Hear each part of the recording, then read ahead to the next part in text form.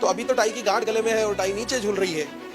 अगर शर्म करता रह गया तो टाई की गांठ तो गले में ही रहेगी, पर टाई को ऊपर पंखे से लटका रखा है। दो कंपनियों में डायरेक्टर, तीन कंपनियों का प्रोपराइटर, 3 माइंस का ओनर और करोड़ों का प्रॉपर्टी बिजनेस वाला बिजनेसमैन आपको एक गारंटी देकर के जा रहा है कि बिजनेस से भी बेहतर आप। मैं पिछले 2 साल से इस अभियान का हिस्सा हूं।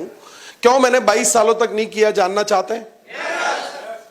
और अब मैं क्यों कर रहा हूं, ये भी जानना चाहते हैं?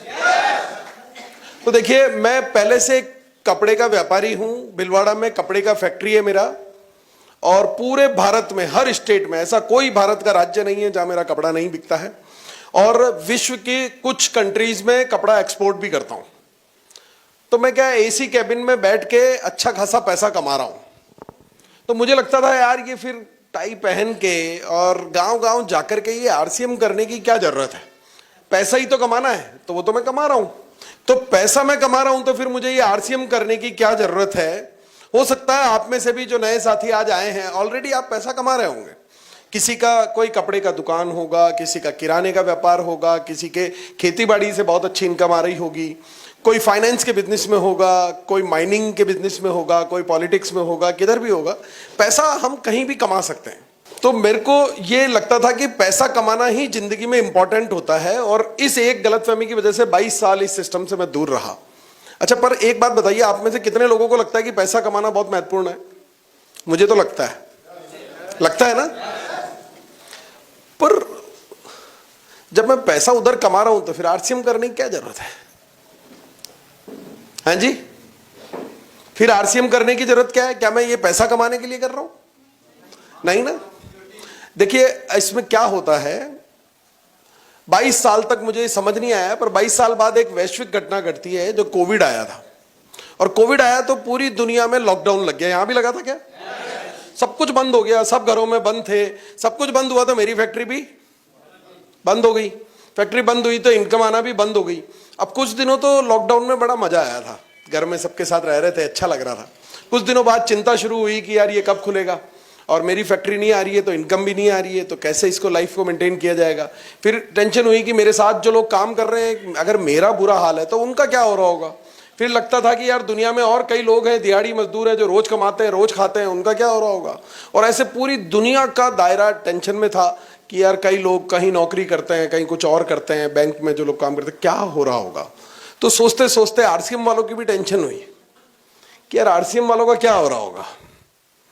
पर मैंने इनको चेक किया था, यार इनके तो मजे हो रहे थे, क्योंकि आरसीएम का कोरोना आ रहा है, पूरी दुनिया बंद है, पर इन लोगों के चेक आना बंद नहीं हुए। उल्टा कोरोना के दौरान इनको डबल फायदा हुआ, काम करना बंद, फील्ड में जाना बंद, और घर में बैठे मजे से पूरे परिवार के साथ मजे ले रहे हैं, सुबह शाम पकवान खा रहे हैं, और चेक पहले से ज्यादा आ रहे हैं। तो पहली बार जिंदगी में मुझे ये लगा कि यार ये इस सिस्टम में कुछ तो बहुत बड़ी पावर है, जिसको मैंने नहीं समझने की गलती अब तक की है। तो ये मेरे को लगा कि इस सिस्टम में कोई बहुत बड़ी पावर है, जिसको मैंने अब तक समझा ही नहीं, गलती की है। तो पहली बार इसको समझना शुरू किया। नहीं तो मैं भी आपकी तरह ऐसे मीटिंगों में जाता था, और ऐसी छोटी मोटी मीटिंगों में नहीं जाता था, मैं सिर्फ एनिवर्सरी में जाता था। और उस जमाने में जो एनिवर्सरी होती थी ना, तो रेवाड़ी में एक एनिवर्सरी हुई थी जिसमें 1.5 लाख लोग आए थे। और दिल्ली में जो हर साल एनिवर्सरी होती है, लगभग 25-30 हजार लोग आते हैं, और पहली लाइन में जाके बैठ जाता हूं, क्योंकि परिवार का हिस्सा हूं। तो बहुत अच्छा लगता है। समझ लिया, वो कहावत है कि जिसने की शर्म उसके फूटे। तो मैंने उसी दिन शर्म को छोड़ करके टाई पहन करके आ गया। ये टाई पहनना बहुत जरूरी है। कईयों को लगता होगा यार ये क्यों जरूरी है, अभी भी वो मेरे को चैलेंज कर रहे होंगे मन ही मन में कि क्यों जरूरी है। अरे एक बात बताइए कि हॉस्पिटल में डॉक्टर एक कोट पहनता है, क्यों? चड्डी बनियान में भी तो कर सकता है आपका ऑपरेशन, वो कर सकता है कि नहीं कर सकता है, फिर क्यों कोट पहनता है? एक पुलिस वाला क्या अपना कानून बिना वर्दी के नहीं चला सकता? आपका बच्चा जो स्कूल पढ़ने जाता है, उसको आप रंग बिरंगे कपड़ों में भेज दो ना, क्या फर्क पड़ता है? फर्क कुछ नहीं पड़ता। बात वो की वही है, पढ़ाई तो वो की वही मिलेगी, पर जब हम इस वर्दी में होते हैं तो हमें एहसास होता है कि इस वक्त ये काम मेरी जिम्मेदारी है।